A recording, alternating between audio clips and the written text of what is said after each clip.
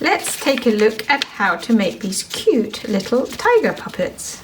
So begin with your orange piece of paper. Now, in order to avoid needing scraps, I'm going to cut off a strip of orange paper so I have some spare paper later to make the ears. If you have extra paper scraps, you don't need to do this step. This is just saving on paper basically. So once you have your rectangle piece of paper, you bring over one side, maybe to about 1/3 of the way. It's not exact, really, it's up to you. And again, if you have cut less of your strips off, then you'll need to fold it a bit more just to make it a bit narrower. Then bring the other side down to make like a pocket. So when you look here, it overlaps. Again, if you're not cutting off strips for your ears, then you can make this a bit bigger. You can either sellotape this down or you can glue it. In fact, I'm going to sellotape it. And it just means we have the extra bit for the ears.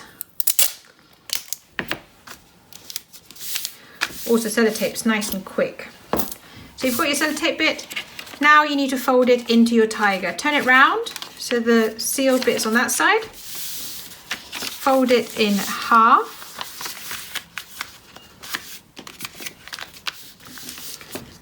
And then, depending on the size you want to have at the end, you can either fold it in exactly half again, but I like to make the head a bit bigger.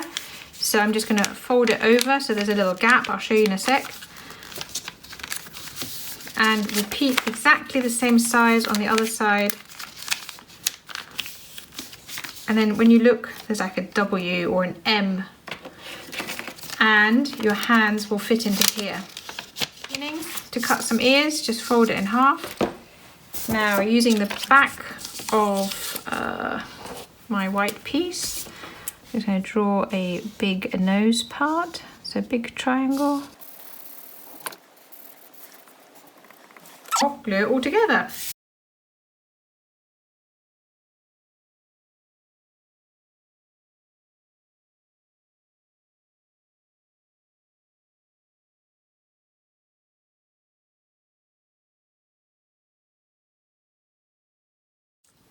And finally, add the features.